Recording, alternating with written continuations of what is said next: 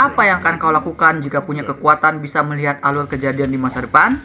Well, mungkin kau akan menggunakan kekuatan itu untuk menyelamatkan orang-orang yang penting bagimu. Kau mungkin akan mencegah hal buruk terjadi kepada orang-orang yang tak bersalah. Atau mungkin kau nggak mau ikut campur, jadi cuma ngasih komen atau cetukan tersirat mengenai nasib mereka.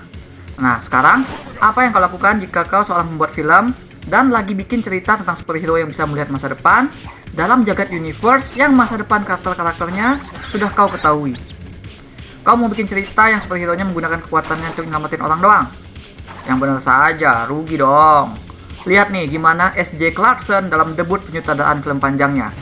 Dia meletakkan begitu banyak reference dan jokes perihal hidup superhero lain untuk disebutkan oleh karakter utama ceritanya ini.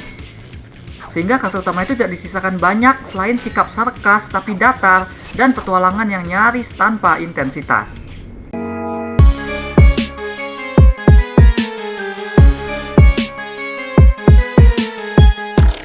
Cerita tentang Cassandra Webb, gadis paramedik yang saat nyaris mati dalam bertugas terbangkitkan kekuatan cenayangnya ini, harusnya memang sebuah cerita origin dari setidaknya 4 superhero perempuan. Karena kejadian tadi, Casey sekarang jadi bisa melihat kejadian di masa depan, khususnya soal kematian, beberapa saat sebelum kematian tersebut terjadi. Dalam salah satu penglihatannya, Casey melihat 3 gadis remaja di kereta yang sedang ia tumpangi bakal dibunuh oleh pria misterius dengan kekuatan seperti laba-laba.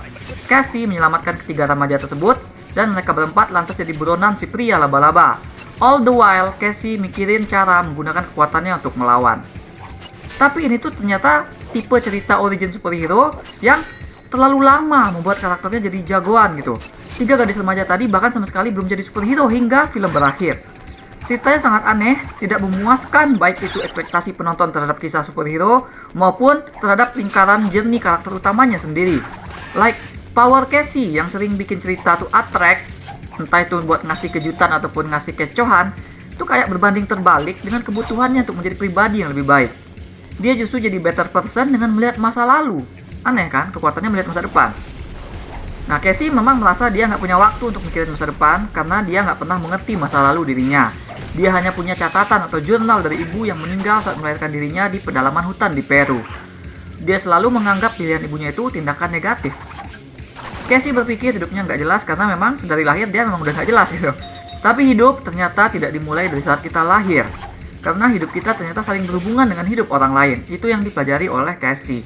Nah, mengambil pembelajaran dari tema ceritanya ini, mari kita juga ngeliat ke belakang. Ke film-film superhero 90-an hingga awal 2000-an.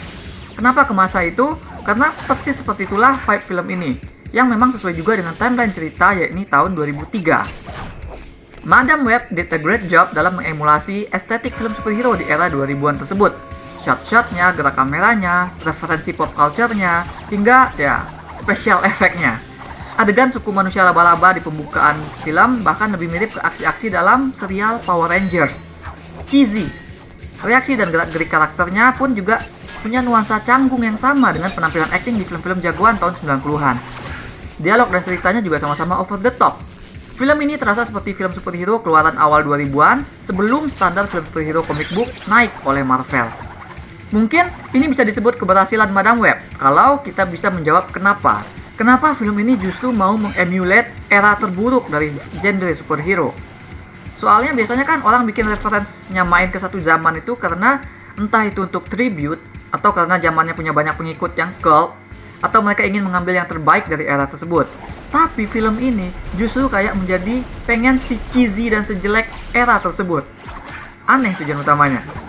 Nah, di titik ini kita tahu Sony pengen bikin universe Spider-Man versinya sendiri. Tapi mereka nggak bisa karena ada MCU yang melakukan itu. Dan so far, Sony cuma bisa bikin film dari karakter-karakter di sekitar Spider-Man tanpa actually bisa memperlihatkan sang superhero laba-laba.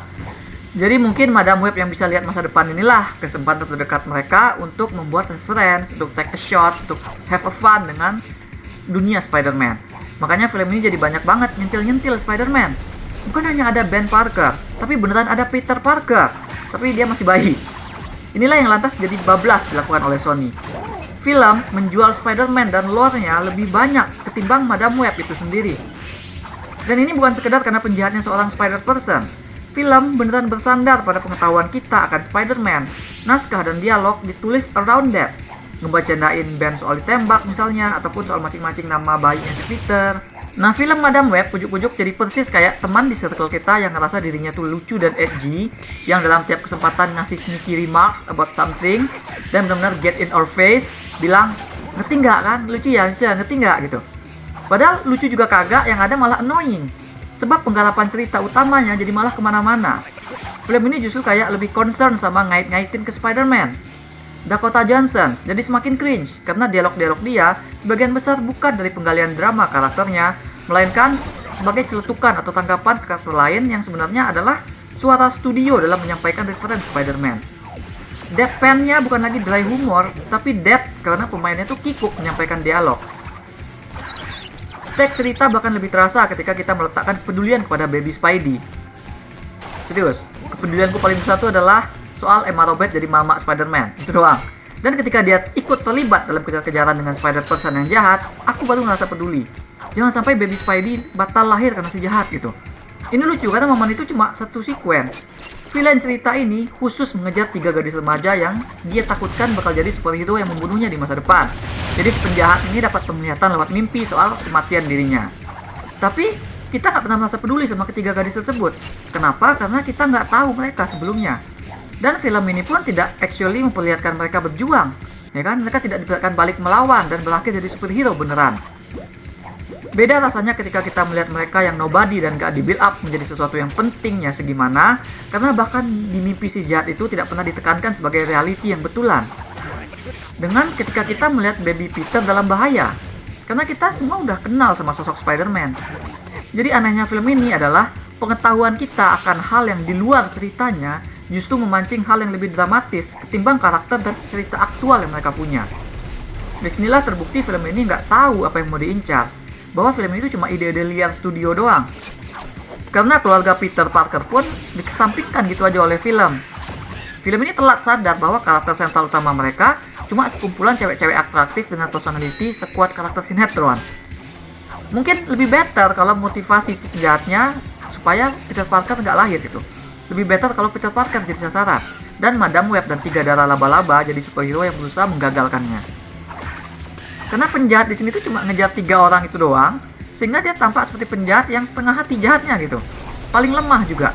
Dia ini ditabrak mobil 2 kali oleh Casey, yang belum punya kekuatan berantem beneran. Aksi si penjahat itu tidak punya intensitas, dia malah lebih garang saat masih belum punya kekuatan ketimbang saat dia sudah jadi manusia laba-laba. Also actingnya bahkan lebih aneh lagi. Banyak adegan dia ngobrol yang kayak tuh di dubbing gitu, karena mulutnya tuh nggak gerak tapi suaranya keluar. Aku nggak tahu, mungkin mic mereka rusak saat syuting atau gimana, sehingga di dubbing suaranya. Yang jelas peran si penjahat ini ujung-ujungnya sama dengan cara film memanfaatkan kekuatan melihat masa depan, cuma untuk mempermudah majunya cerita. Casey sama sekali nggak tahu kenapa si villain itu ingin membunuh 3 darah, ya kan? Dia nggak tahu mereka tuh bakal jadi superhero juga, tapi dia tetap menjaga mereka. Nah kan harusnya ditekankan di sini adalah drama yang terjalin. Kenapa Casey bisa sampai relate begitu sama mereka, ya kan? Mungkin dia melihat mereka sama seperti dirinya, yaitu stray yang dibuang oleh keluarga. Nah perjuangan mereka untuk survive bersama-sama harusnya bisa menyentuh hati. Tapi oleh film, semua itu didangkalkan. Casey bisa berkomunikasi dengan si penjahat lewat mimpi. Dan disitulah penjahat membeberkan semua. Tujuannya, motivasinya, segala macam. Ini kan penulisan yang malas banget. Bandingkan usaha naskah ini nyisipin sneak remarks dalam tiap dialog dengan usaha naskah menggali konflik dramatis dari karakter. Kelihatan kan usahanya tuh tinggian yang mana gitu.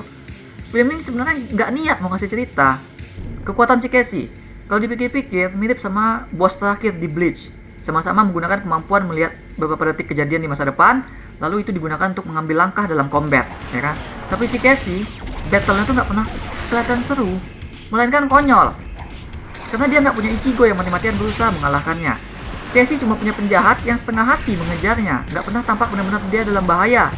Dan film lebih fokus pada goal battle mereka yang berhubungan dengan logo Pepsi Cola. Ini kan aneh, film ini lebih concern ke tamatnya harus kena logo itu daripada cerita seru mereka. Kesuksesan satu-satunya film ini adalah bikin tontonan dengan vibe film superhero era 2000-an. Tapi buat apa? Karena itu adalah era yang orang sudah pindah darinya. Era yang gak dirindukan oleh siapapun. Karena sudah ada era superhero yang lebih bagus. Dan it's not like film ini ingin ngasih perbaikan dan nunjukin yang terbaik dari era tersebut. Film ini flat out mengemulasi yang terburuk dari era itu. Karakter-karakter cringe dengan dialog dangkal, yang lebih diperparah lagi dengan kemauan film untuk constantly ngasih reference yang sok-sok mau bikin kita penasaran soal Spider-Man ada atau enggak. Aksi dan kejadian yang over the top, konsep melihat masa depan kayak versi light dari Final Destination, dan film never actually capitalize on that concept. Aplikasi konsepnya itu nggak pernah unik. Padahal kalau mau digarap benar-benar mestinya bisa. Karakternya ini sebenarnya punya journey. Tapi film ini mentang-mentang sudah melihat masa depan dari jagat cerita keseluruhan, jadi menaruh hati dan niatnya di tempat yang berbeda, bukan di tempat yang benar. Aku berikan 2 dari 10 bintang emas untuk Madame Web. That's all we have for now. Jika hidup tidak dimulai saat kita lahir, maka apakah itu berarti hidup kita juga tidak berakhir saat kita mati? Silahkan share pendapat kalian di komen. Jangan lupa hit like dan subscribe supaya tidak ketinggalan review-review dan playthrough lain. Kunjungi mydirtseed.com untuk review yang lebih detail. Atau kalian bisa kunjungi store mydirtseed di ciptoloka.com. Ada banyak kaos dan pernak-pernik custom yang unik, mulai dari film, musik, game, hingga wrestling. Thanks for watching. Remember in life, there are winners and there are losers.